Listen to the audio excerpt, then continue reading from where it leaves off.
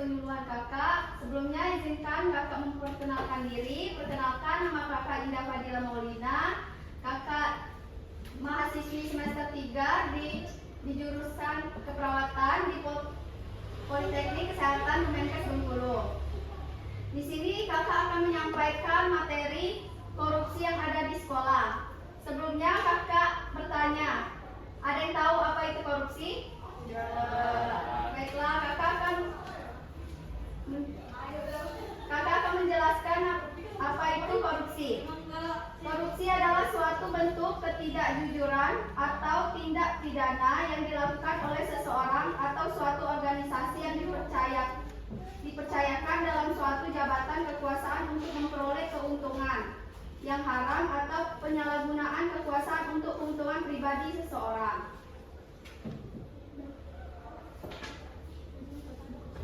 Baiklah, kakak ada poster, silakan kalian baca.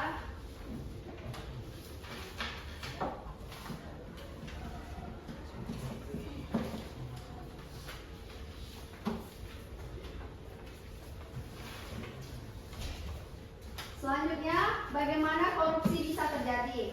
Korupsi terjadi ketika tidak ada nilai-nilai anti korupsi yang kuat ditanamkan dalam diri. Melalui pembiasaan dan pengembangan nilai anti korupsi diharapkan memiliki kendali diri terhadap pengaruh buruk lingkungan. Hal ini akan menghindari diri dari praktik-praktik korupsi. Selanjutnya ada 9 nilai korupsi, yaitu jujur. Jujur adalah kesesuaian antara perkataan dan perbuatan, sesuai antara informasi dan kenyataan. Contohnya, tidak mencontek saat ujian.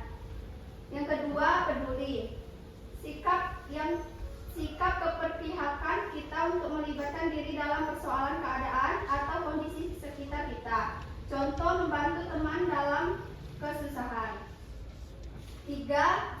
Disiplin, yaitu kebiasaan dan tindakan yang konsisten segala bentuk peraturan atau tata tertib. Contohnya, tidak terlambat pada saat datang ke sekolah.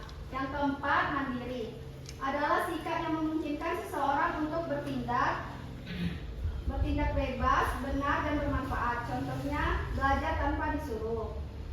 Selanjutnya, berani, tidak takut untuk mengatakan kebenaran dan menolak ajakan perbuatan yang tidak baik. Contohnya, memperingati teman yang sedang membuli.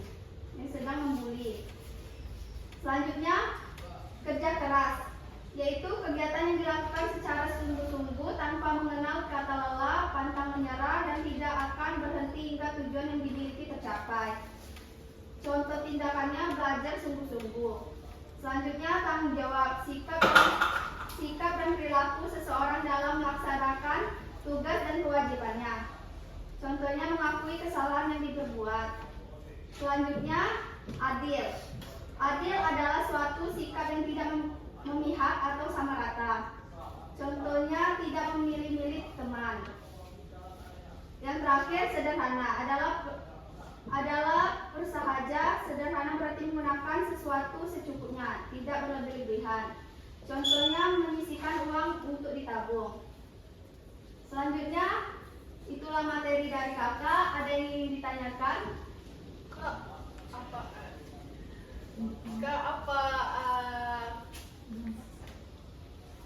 Apa dampak korupsi di sekolah? Oke, kakak akan menjawab, yaitu ada 5 dampak korupsi jika kita melakukan korupsi di sekolah. Yang pertama, kualitas pendidikan menurun, yaitu dana yang seharusnya digunakan untuk meningkatkan fasilitas jadi berkurang. Kedua, ketidakadilan, yaitu korupsi dapat menciptakan kesenjangan dalam akses pendidikan. Yang ketiga, kehilangan kepercayaan. Korupsi dapat merusak kepercayaan masyarakat terhadap institusi pendidikan dan pemerintah.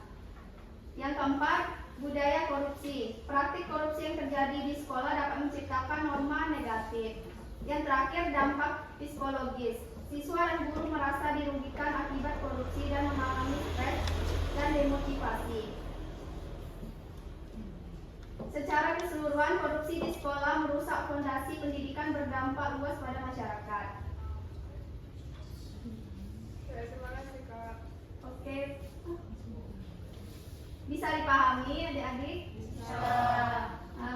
Itulah penyampaian materi dari kakak.